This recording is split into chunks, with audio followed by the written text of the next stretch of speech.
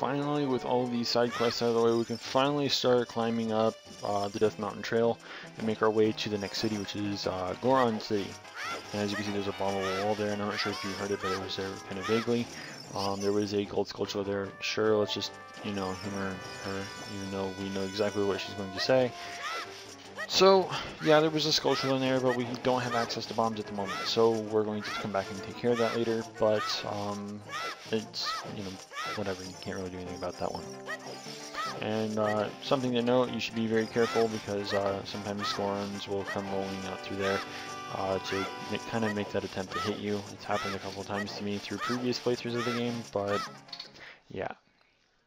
So, normally I don't really like to talk to any unnecessary NPCs, but the one that we're going to meet here at the very beginning, as you can see, he's rolled up into a little ball. He's going to explain something that I'm going to kind of talk about as we go on here. He's going to basically explain what's going on here, and the thing is all the Gorons here are starving. Gorons eat rocks. I guess they're like rock people or whatever, and they like to eat rocks. And the rocks that they normally they can only be found in the Dodongo Cavern. And obviously they can't get in there anymore because one, it's blocked off, as you saw on the lower level of Death Mountain Trail, and yeah, and apparently they're like the most delicious rocks to them, so they for whatever reason decide to only eat that and nothing else. But and of course he mentions the messenger of the royal family, and obviously we're pretty much that. So we have to obviously, that's our hint to play the Zelda lullaby here. Obviously that'll make way for us to come through. One of the best, probably the single best moment of this entire game, honestly, is about to come up. When it does, we're going to kind of stop talking and let you guys enjoy this, of course. But, I mean, yeah, we're going to talk to the leader of the Gorons, Darunia. He is here. He's also kind of like the protector of the spiritual stone that we need to get from him, which is known as the Goron Ruby. As you can see, he's kind of angry. We need to kind of do something about that. So, believe it or not, you actually have to play Saria's song for him. So, what comes after is what you're going to be enjoying now. So, enjoy.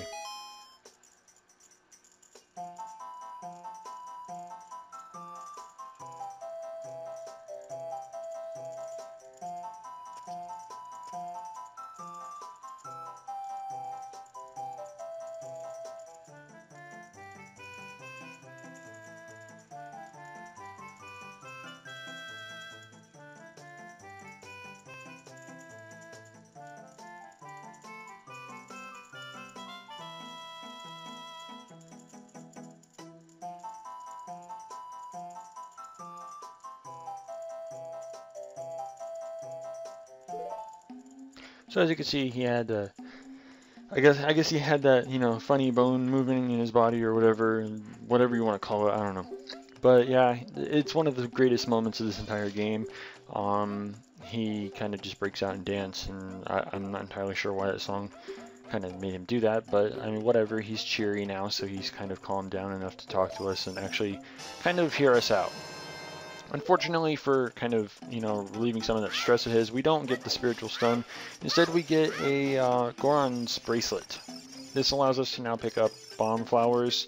I kind of forgot that we need to come back in here and light Deku Stick, because we need to light up some torches on that little main area there. And hopefully we don't like let the stick burn out before we can actually get to where we need to go. Because, okay, can we light it, please? Thank you.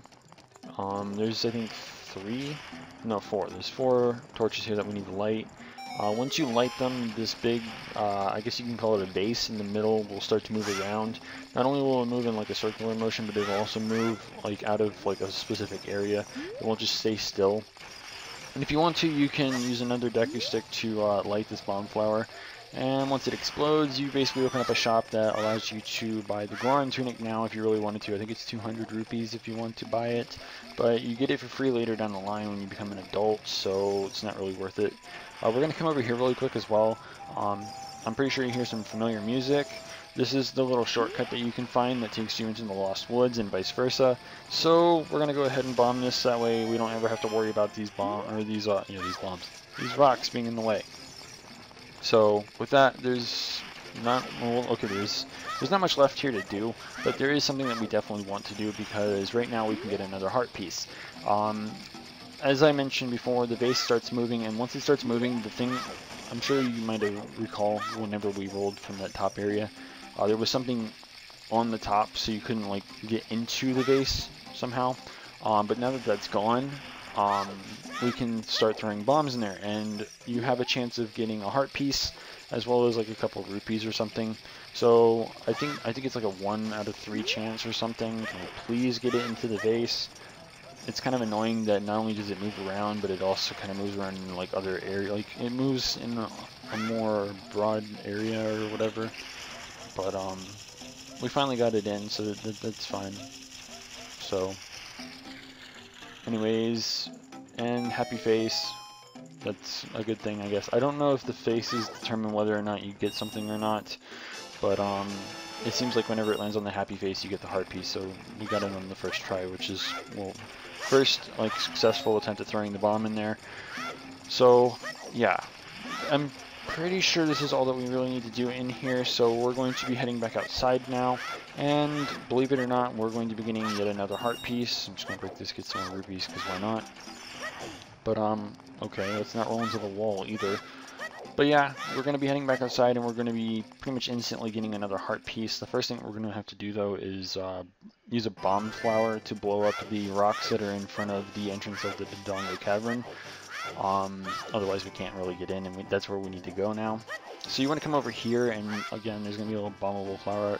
Okay, that was a complete miss, but you can see the rocks at least, so beautiful view. We'll just sit here and wait for that to blow up, and anytime now we can transition back over. Okay. So let's try and angle this a little bit better. Okay, that bounced all over the place. Hopefully this breaks it. Yay, it does. That's good. So there's a heart piece that we can get here now, but technically you're not supposed to be able to get it until you're an adult. If you position yourself well enough and do a backflip over those wooden poles, I guess, you can land on this little bit of a ledge that gives you a piece of heart. Now below, you're going to see me do something else, because there is a sculpture here, and we're going to drop some bugs in here. But when you're an adult, you can get these beans, these magic, I think they're magic beans or whatever. You can plant it here, and it'll grow into like a lily pad that you can actually use to hover up onto that ledge. Thank you very much for just spawning right on me, but that's how you would normally go about getting it. Okay, tell me that there's a thing of soil here, because I didn't already know that. Whatever. Anyways, technically we're just in the entrance of Dodongo's Cavern, and I guess that's close enough. But once this breaks down, we'll see a lovely little transition showing the full area of Dodongo's Cavern. So this is, I guess, in a way, the first fire dungeon of the game, even though it's not the actual OK Navi. We didn't know that there was lava whenever it panned through all over everything. We were literally standing over something. These things move slow as hell. But yes, this is kind of like the first fire dungeon in the game, even though it's not technically a fire dungeon. It just happens to have a lot of lava and heat, but it's not exactly something that I would consider a fire dungeon. But either way. Anyways, I guess this place introduces quite a few new enemies, quote unquote. What we just destroyed was, if I remember correctly, a Bimo, or a Bimos, not Bimo. Obviously, we're not playing Adventure Time right now, but I mean it's a Bimos. And if you walk within range of it, it will kind of spot you and use its eye to fire a beam at you. So hence the name Bimos. So, and as you saw outside on the mountain trail, there were new enemies called Tektites, and in here you're going to see baby Dodongos. And when you kill them, they explode. And I need one of them to come over here because I need to bomb this wall on over here. Thank you. And I'll blow up that door without getting destroyed by these other baby ones. And okay, that works.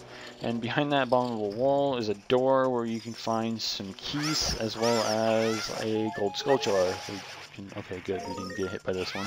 Jump, slash, and we get another token. Hooray! So we can finally leave out of here and move on. Hopefully they don't like knock me down. Okay, it's fine. I think that one just, yeah, that one followed me, so I have to kill it before it messes with me here. So anyways, there's these statues here, and technically there are non-living ones and then there are living ones. You're going to actually run into a living one later on in this dungeon, but this one is not alive. The living ones are known as Armos, I think. And for this particular area, we need to push it onto the switch and leave it there. I think the switch indicates that you need to put something on it and leave it there, rather than just pushing it down and hoping that, you know, it doesn't, you know, do whatever. Anyways, now that we've done all that, we get to the first mini-boss room, and much like the pillars, these things can move very, very slow when it comes to how they function, I guess. The way this works is, after like the first 3 hits, one of them will disappear, and then the other one will come forward. And as you can see, they take their sweet time moving over. So we're just going to sit here and wait, and then this one will come over, and then we have to smack this one 3 times, and then it'll switch back to the one that we started fighting next. So if we can just hit it. Okay, one more. Okay, I guess that was enough. Not paying attention to how many times I sliced this thing. Just more of a, I want to get this fight over and done with, because these things like to take their sweet time. Wow, he just like jumped right into me as I jumped back, but whatever. Haha. You dead. Whatever. One more to go. Any day now. Okay, today. Thank you. Also, if I remember correctly, these things are called... Oh, what was their name? I'm trying to remember off the top of my head. I think they're called the Zalfos. I think. I'm not entirely sure. But, whatever. As you saw, I panned over to this door over here that we need to go through. I don't think there's any other exit in this room, so we're going to go ahead and take care of that. So, as you can see, there's a bombable wall here. We're going to go ahead and bomb it. I already know what's behind there, though. If I remember correctly, it is a... one of those business scrubs that you can kind of buy things from. Of course, we're not really going to do anything, but I'm going to show that it's here anyways, just to kind of, you know, as you can see, he's, you know, right there. And I don't even have to let him come out of the ground. You just see that there's a little bit of a flower in the ground. Anyways, another new enemy. Not too different from what we've already dealt with. This is a more, I guess you could say, adult Dodongo rather than the baby ones that we fought outside. They're a little bit different. They're not as easy to kill. You basically attack their tails, and I think if you do a jump slash, you can kill it in 2 hits, depending on, like, I guess what you've done before. I don't know. Maybe there's just a chance that you can kill it with 2 hits if you use at least a single jump slash. I don't know. Can you stop moving? Thank you. And you've got to watch out for that tail, because he might, you know, I think that, I don't know, it's weird. We killed the other one in 2 hits, but this one's taking 3 for whatever reason, so, and as you can see, he's dead. I like how that got me from all the way over here, but whatever. So the other one, I think there's only 3 in this room, and we need to kill them, that way they're not in our way, because we need to light all these torches, and obviously we don't want to deal with them, like, breathing fire on us. I like how his tail clipped into the wall, too. I don't know. I like how that one took 2 as well. I don't understand, but whatever. So, as I said before, we need to light all these torches in order to open the door. So, we're just going to go back here with our Deku stick, and if we can, there we go. And we just need to light all these torches, and then the door will open. So, there's 1. I think there's 3. Yeah, there's 3 that we need to light. So, there's 2, and then the last one, not too difficult, right? So just get our sword out so that way we can make sure that one doesn't burn. And then we have a switch here, a fancy little switch that we get to press. This one obviously isn't blue, so it doesn't mean that we need to keep something on it, which would be inconvenient if you really needed to. But let's see if we can't get over there before these pillars go all the way down, and without getting, yeah, see how he kind of spotted us and started firing. Yeah, it's one of those things. So we're going to go ahead and get this bombable flower here, because there's a bombable wall. And I believe there's another one at the end. I don't really remember off the top of my head. We're going to check anyways. But we need another bomb flower to kill this Beamos. So let's just throw this thing here, and he's dead. And of course, behind that bombable wall was a chest containing, I'm pretty sure everyone can guess this already, the dungeon map. So hooray, we have the map that we can just kind of use to look all over the place and do whatever, I guess. Whatever, it's not like anyone really needs it. It's not like this dungeon is really difficult. Another business scrub, thank you for sniping me, but whatever. So let's just go over here into this door. Actually, considering we're pretty much out of time, I guess we'll have to hold off until the next episode. So in the next episode, we're going to continue through Dodongo's Cavern and hopefully finish it. And then we can get even like further progress into the story. And yeah, so be sure to stay tuned for that. If you haven't already, don't forget to rate, comment, subscribe. And until next time, this is the Gamer signing out.